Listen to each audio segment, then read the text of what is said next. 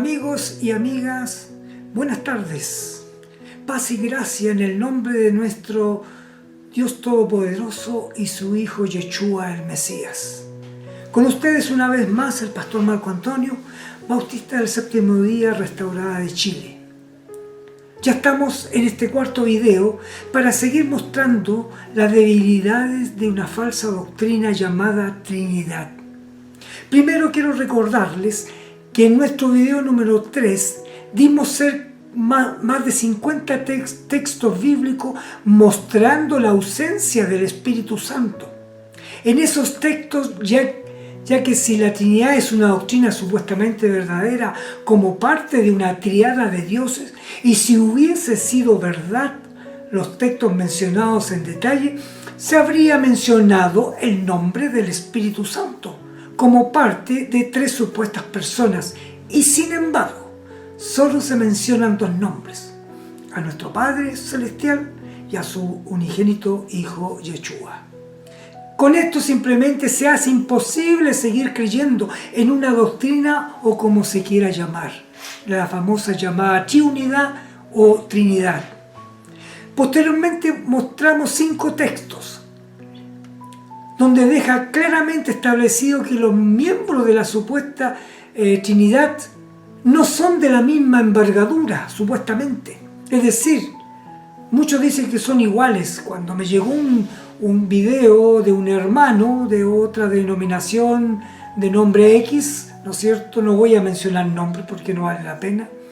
Decía que, y tal como lo dije en otro video, que eran parejitos, eran todos iguales, y no es así. Posteriormente se presentaron 19 textos en que se habla del Padre Todopoderoso, Jehová, y de Yeshua, en diversas situaciones, pero nunca se menciona al Espíritu Santo. Nunca se mencionó, y como ustedes, si es que lo han visto en el video pasado, el número 3, ahí pueden encontrarlo. Existen más textos, pero dimos lo necesario, 19 basta y sobra. Consecutivamente mencioné 20 textos en relación a las salutaciones de entrada de Pablo y de las otras epístolas, donde solo se mencionan a nuestro Dios Altísimo y a su unigénito Hijo Yeshua el Mesías. Para nada se menciona el Espíritu Santo. Vuelvo a decir lo que manifesté en el tercer video, que esto sería un tanto ofensivo para el Ruach HaKodesh, Espíritu Santo, si no fuese una persona de igual categoría. Sin embargo, como ya vimos, para nada se menciona a la supuesta tercera persona de la mal llamada Trinidad. Y terminé además sino haciendo una pregunta un tanto embarazosa: ¿quién es el Padre de Yeshua? Y me respondí que de acuerdo a la doctrina trinitaria, siendo supuestamente el Espíritu Santo una supuesta tercera persona de la mal llamada Trinidad, sería ni nada más ni nada menos que el Espíritu Santo, el Padre de Yeshua. Sí, tal como escucha. El Espíritu Santo sería el Padre ¿no es cierto?, de nuestro Mesías, y no nuestro Dios Altísimo. Hasta ese extremo se puede llegar con una falsa doctrina. Ahora, presentando el siguiente texto de Mateo 1, 18, 20, que nos dice lo siguiente: el nacimiento de Yeshua fue así: su madre Miriam estaba desposada con Joseph, y antes que se unieran se halló que ella había concebido del Espíritu Santo. Joseph, su marido, como era justo y no quería difamarla, se propuso dejarla secretamente. Mientras él pensaba en esto, he aquí un ángel de Jehová se le presentó en sueño y le dijo: Joseph, hijo de David, no temas recibir a Miriam tu mujer, porque lo que ha sido engendrado en ella es el Espíritu Santo. Por lo tanto, si el Espíritu Santo es tercera persona, supuestamente el Padre es el Espíritu Santo. Y no es así, mis queridos hermanos y amigos. No es así, porque raya lo escandaloso, maquiavélico. Si nos damos cuenta que si el Espíritu Santo es parte de una supuesta Trinidad, es el Padre de Yeshua y no nuestro soberano Dios, esto pasa a ser maquiavélico, ¿verdad? Más que eso. Sin embargo, ¿no es cierto? Sabemos que no pertenece a la tercera persona de la... O sea, el Espíritu Santo no es parte de una tercera persona. Por lo tanto, y dijimos, quien da el Espíritu Santo es nuestro Padre Celestial. Él es el que da. Por lo tanto, Él fue el que maniobró en el cuerpo de Miriam para que concediera a nuestro amado Salvador. Y con eso queda descartado definitivamente. Porque si siguen insistiendo que el Espíritu Santo forma la tercera persona de una Trinidad falsa, bueno, sería entonces el Padre de Yeshua, y no es así. ¿Cómo podemos arreglar esta herejía? Ya lo dijimos ya, ¿verdad que sí?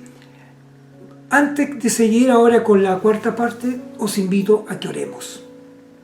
Bendito Padre y soberano Rey, agradezco, Señor, la oportunidad que usted nos brinda en esta hora de seguir tomando este tema tan delicado, de poder, ¿no es cierto?, desenmascarar esta doctrina falsa que solamente se instauró por allá entre el tercer y cuarto siglo. Y nada menos que esa decisión la tomó un pagano, así, un adorador de la diosa Mitra, un ignorante de las Escrituras. Y que él, ¿no es cierto?, tomó la determinación de decir que la Trinidad, habían dos grupos que se peleaban, los arrianos y los trinitarios se peleaban, ¿no es cierto?, y como eran mucho mayor cantidad los trinitarios, él optó por, darle el favor a los trinitarios. Y así se formó la famosa Trinidad. Después se volvió a los arrianos, que eran antitrinitarios, y después definitivamente se cambió el asunto, Señor. Tú sabes cómo fue. Y por lo tanto, Padre bendito, te ruego que tú en esta hora abras las mentes, los corazones de aquellas personas que van a escuchar y que puedan y estén escuchando todos los videos que hemos presentado, para que puedan darse cuenta que la Trinidad es una doctrina satánica que no tiene base escritural alguna. Te lo pedimos y te lo rogamos, Señor, sin mérito alguno, sino los méritos de tu Hijo amado Yeshua el Mesías. Amén y amén. He hecho un resumen del video anterior sobre la mal llamada Trinidad, ¿no es cierto? Vamos a continuar avanzando. Dijimos que quien da el Espíritu Santo o el Ruach HaKodesh, que es en hebreo, es nuestro Padre Eterno. Y a continuación lo demostraremos en varios textos bíblicos. 1. Pues como Adonai levantó a Yeshua, también nosotros nos levantará por medio de su poder. 1 Corintios 6:14. ¿Cuál es el poder de nuestro Padre Celestial? El Espíritu Santo. 2. Primera de Tesalonicenses 4:8 nos dice: el que rechaza, por tanto, estas instrucciones, no rechazan a un hombre, sino a Elohim, quien les da a ustedes su Espíritu Santo. ¿Escuchó bien? Número 3. Primera de Corintios 2:12. Y nosotros no hemos recibido el espíritu del mundo, sino el espíritu que proviene de Elohim, para que sepamos lo que Dios nos concedió gratuitamente. Número 4. Hechos 5:32. Y nosotros somos testigos de estas cosas, y también el Espíritu Santo, el cual ha dado Elohim a los que le obedecen. Número 5. Primera de Tesalonicenses 4:8. Por tanto, el que no hace caso de esto, no desecha al hombre, sino a Elohim, que os da su Espíritu Santo. Número 6. Hechos 10:38. Respecto al Mesías de Nazaret, como Elohim lo ungió con el Espíritu Santo y poder, Este anduvo haciendo el bien y sanando a todos los oprimidos por el diablo, porque Elohim estaba con él. Número 7. Pues si vosotros, siendo malos, sabéis dar buenas dádivas a vuestros hijos, ¿cuánto más el Padre Celestial dará el Espíritu Santo a los que se lo pidan? Lucas 11:13. Número 8. Hechos 2:33. Así que, exaltado a la diestra de Elohim y habiendo recibido del Padre la promesa del Espíritu Santo, ha derramado esto que vosotros veáis y oís. Número 9. Efesios 4:30. Y no entristezcáis al Espíritu Santo de Elohim, con el cual fuiste sellado para el día de la redención. Romanos 8:14, número 10.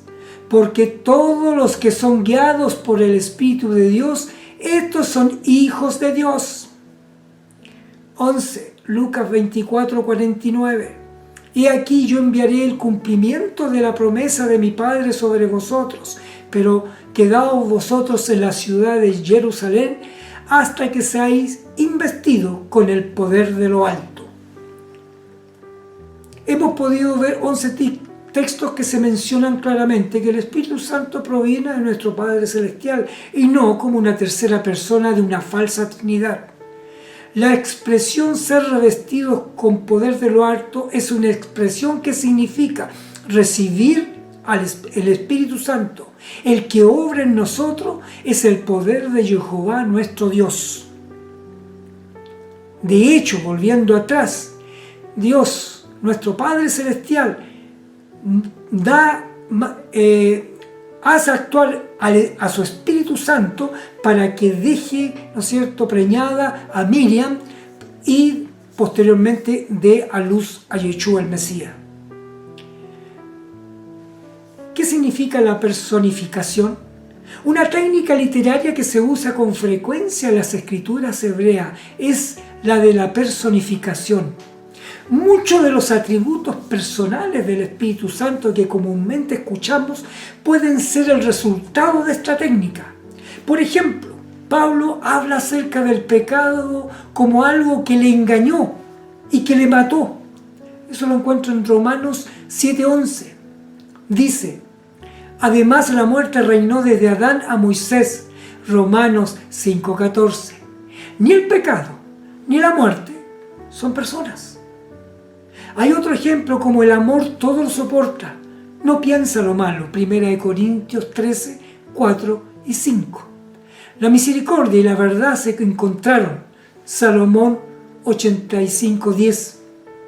La luna se avergonzará y el sol se confundirá. Isaías 24:23. Cantad loores, oh cielos. Isaías 44:23.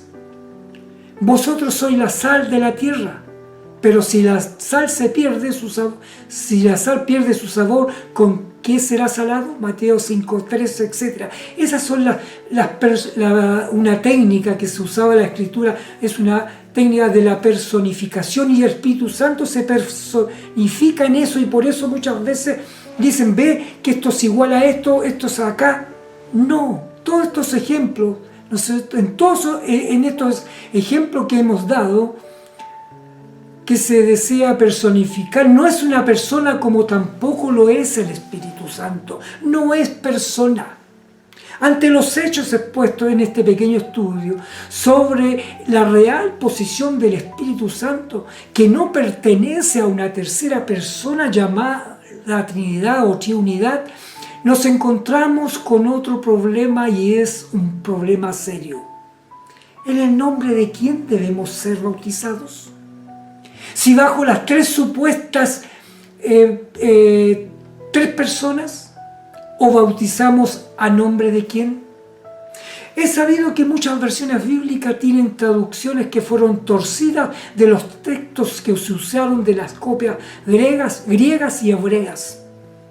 Sí, tal como escucha. Los textos del Nuevo Pacto fueron escritos casi en su mayoría en griego koiné. Pero hay un texto en el Evangelio de Mateo que en su mayoría dice lo siguiente: y puede disipular a toda la gente bautizándolos en el nombre del Padre y del Hijo y del Espíritu Santo.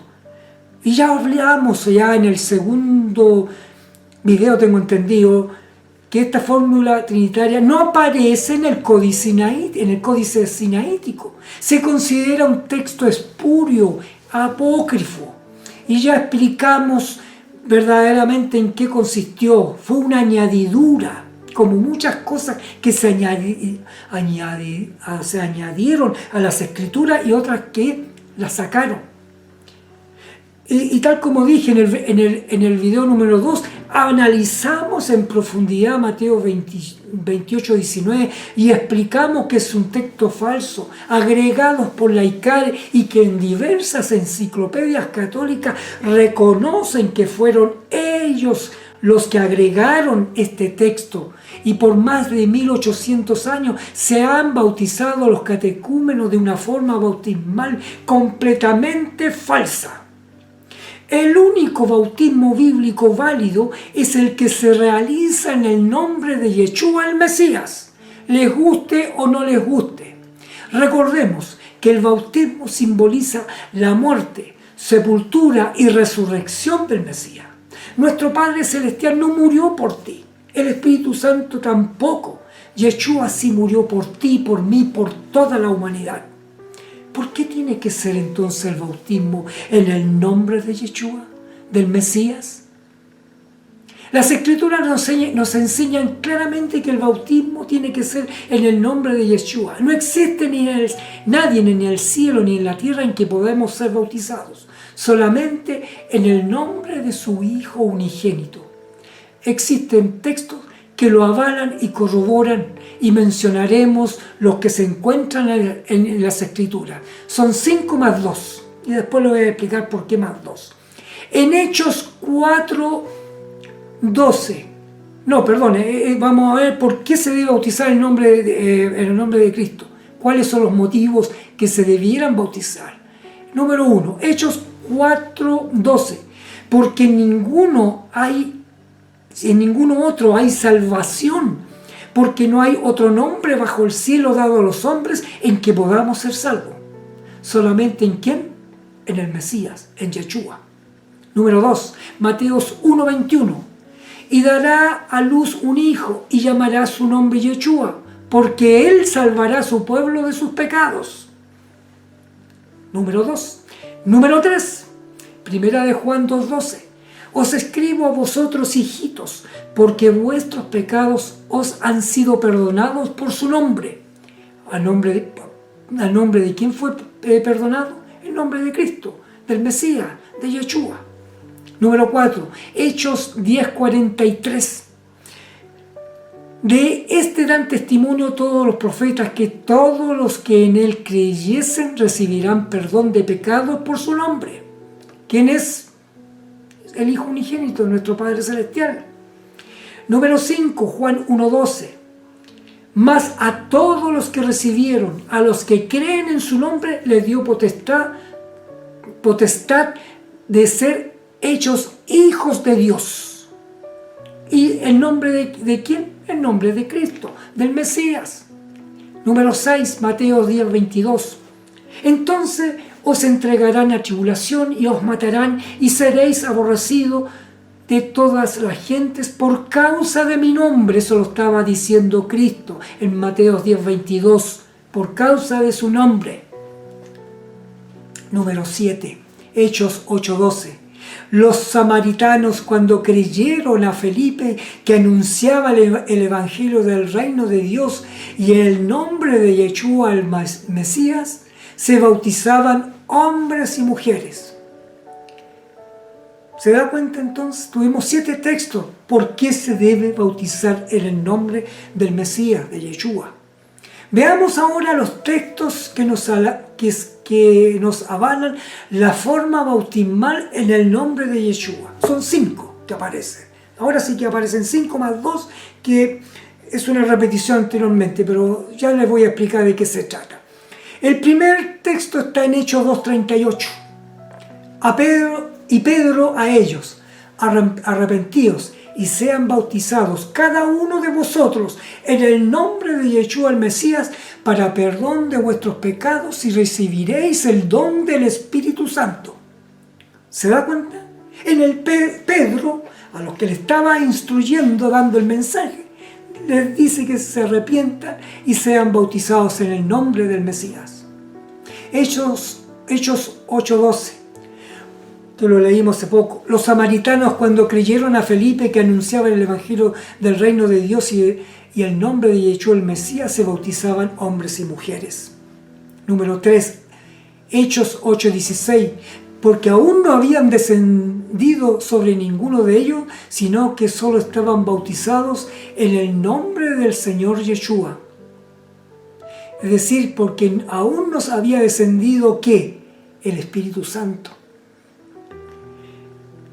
Habían sido bautizados en el nombre de Yeshua. Número 4, Hechos 10:48. Y mandó que fueran bautizados en el nombre del Mesías. Después de esto, le rogaron que se quedara por algunos días. Número 5, Hechos 19:5. Al oírlo, fueron bautizados en el nombre de Yeshua. Aquí tenemos los 5 textos bíblicos que nos señala claramente que los apóstoles bautizaron en el nombre de Yeshua el Mesías. Y tenemos 2 textos más en que en el primero Pablo afirma que él fue bautizado en el nombre de Yeshua el Mesías, y en el segundo Pablo reafirma que todos los que fueron bautizados en el nombre del Mesías están bautizados en su muerte. Leámoslo. Romanos 6:3. ¿No sabéis que todos los que fuimos bautizados en Yeshua el Mesías fuimos bautizados en su muerte? Eso lo escribe Pablo. Y el número 2, Gálatas 3:27. Porque todos los que fuisteis bautizados en el Mesías, del Mesías estáis revestidos.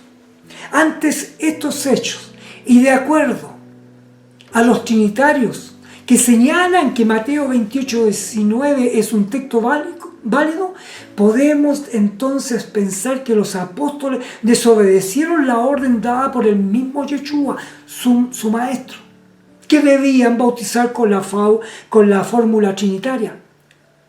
Pero, a la luz de la Escritura, la fórmula bautismal fue la correcta que usaron sus apóstoles, porque ese texto es espurio. Sáquense de la cabeza que lo dijo un español, no sé quién fue, que no tiene ningún estudio el personaje. Como podemos ver una vez más, todos estos últimos hechos relatados, la Trinidad es una falsa doctrina, patrocinada por el mismo Satán, que no tiene base alguna. Como ya hemos visto, el Espíritu Santo no es la tercera persona de ninguna Trinidad, porque no es una persona, ni mucho menos. Es únicamente el poder, la mente, la disposición de Jehová, el Todopoderoso mismo. ¿Se da cuenta usted? Se ha unido al Ruaj de Yeshua del Mesías, ahora que ha sido glorificado y que mora en los verdaderos creyentes. Es el medio por lo cual somos guiados a toda verdad, y es el poder que hace una realidad de la resurrección de los muertos. Cuando primeramente recibimos al Espíritu Santo, solamente recibimos una pequeña medida de Él. Viene a ser como un primer pago hasta que resucitemos, y entonces lo recibiremos en toda su plenitud. Mis queridos amigos y amigas, escuchen bien lo que les voy a decir. El Espíritu Santo es un don maravilloso que nos da nuestro Padre Celestial.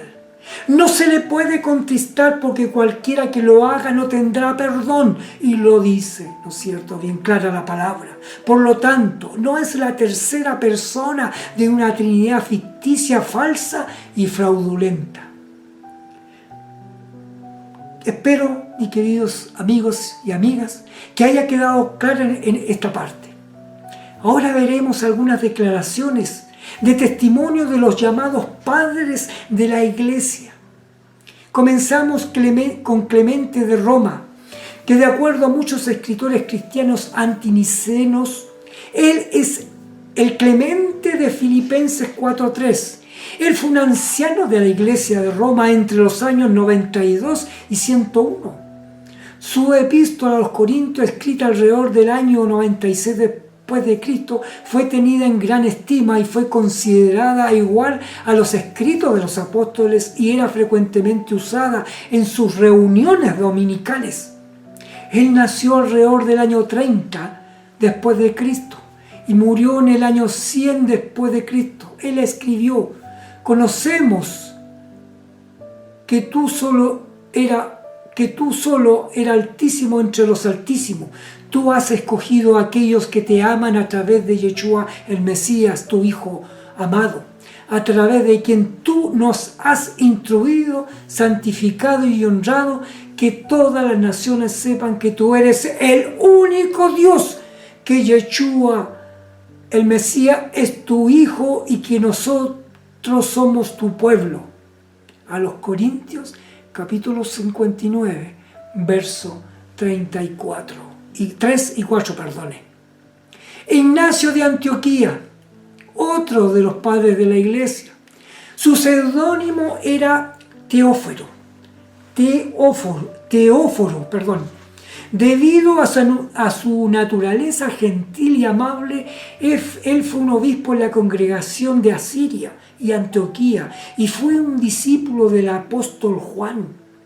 Sus escritos auténticos fueron escritos alrededor del año 110 después de Cristo.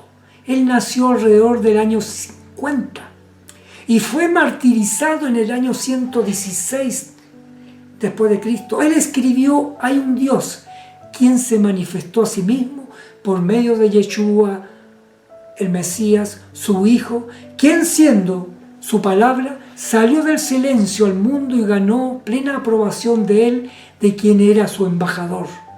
A los Magnesianos, capítulo 8, versículo 2. Quien también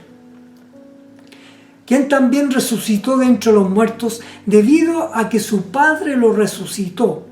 Su Padre, quien igualmente nos resucitará, quienes creemos en Él a través de Yeshua el Mesías, fuera de quien no tenemos verdadera vida, a los Trayanos, capítulo 9, versículo 2. Ustedes están bien fundamentados en amor a través de la sangre del Mesías y firmemente creen en nuestro Señor. Él es realmente de la línea de David, de acuerdo a la carne, y al Hijo de Dios por la voluntad y el poder de Elohim. Capítulo 1, versículo 1, a los esmirnianos. Eso fue lo que escribió este personaje. Policarpo nació alrededor del año 69 después de Cristo y fue un discípulo del apóstol Juan e igualmente un amigo íntimo de Ignacio de Antioquía. Él fue un obispo de la iglesia de Esmirna, Asia Menor, y escribió su epístola a los filipenses antes del año 140 después de Cristo. Él fue quemado en una estaca el 23 de febrero del año 155 después de Cristo.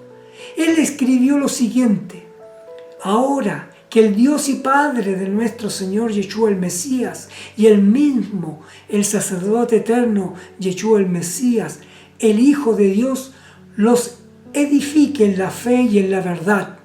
A los Filipenses, capítulo 12, versículo 2. Y sigue después en otro texto: a Él quien es capaz de traernos a todo en su gracia y generosidad a su reino celestial, por su único Hijo engendrado, Yeshua el Mesías, sea la gloria, honor, poder y majestad para siempre. Martirio, capítulo 20, versículo 2.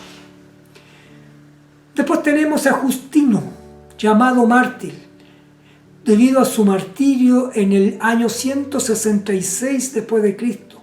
Él nació en Roma en el año 107. Él fue un filósofo pagano, convertido al cristianismo. Sí, se convirtió al cristianismo alrededor del año 130.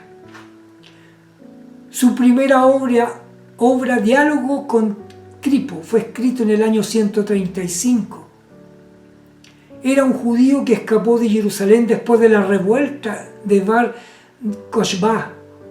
Él escribió entre el 135 después de Cristo hasta justo antes de su decapitación.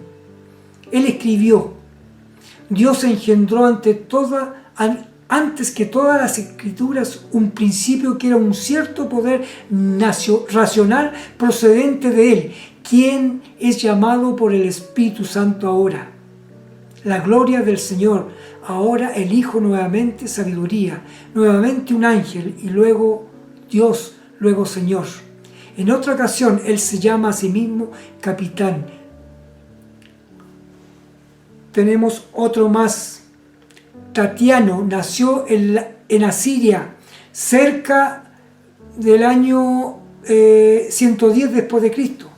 Fue un estudiante de Justino Mártir. Él escribió el comentario a los 4 evangelios más antiguos que existe.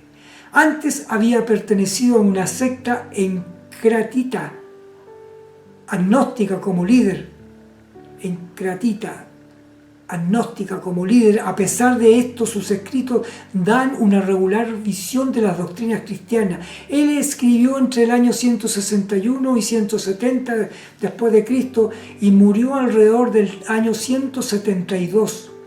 Él dijo: el Señor del universo, quien es el mismo, es el fundamento necesario de todo ser, puesto que como sea que no había aún ninguna criatura en existencia, estaba solo, y por su sencilla voluntad brincó, ¿no es cierto?, fuera, y el Logo, no habiendo salido fuera en vano, se convirtió en la primera obra engendrada del Padre y fue el comienzo del mundo. A los griegos, capítulo 5. Melitón nació cerca del año 110 después de Cristo. Fue el obispo de la iglesia de Sardis, Asia Menor, alrededor del año 160 y 170 después de Cristo, y un amigo de Ignacio de Antioquía cuando era un muchacho joven. Él escribió entre los años 165 y 170, ¿no es cierto?, y fue martirizado en el 177 después de Cristo. Solo existen pequeños fragmentos de sus escritos. Él escribió: existe aquel que realmente existe y es llamado Dios. Este ser no es hecho en ningún sentido, ni tampoco vino a la existencia, sino que ha existido por la eternidad. Apología 1 a Antonio César. Yeshua es la razón perfecta, la palabra de Elohim, el que fue engendrado antes que la luz, el quien es creador junto con el Padre. Apologías 4 sobre la fe. Otro personaje, Teófilo de Antioquía, nació alrededor del año 130 después de Cristo. Fue un obispo en Antioquía, Siria, entre los años 170 y 180, perdone. Él escribió antes del año 175 después de Cristo y murió en el 181. Escribió lo siguiente: Dios entonces, teniendo su propia palabra interna dentro de su propio vientre, la engendró, emitiéndola junto con su propia sabiduría antes que todas las cosas.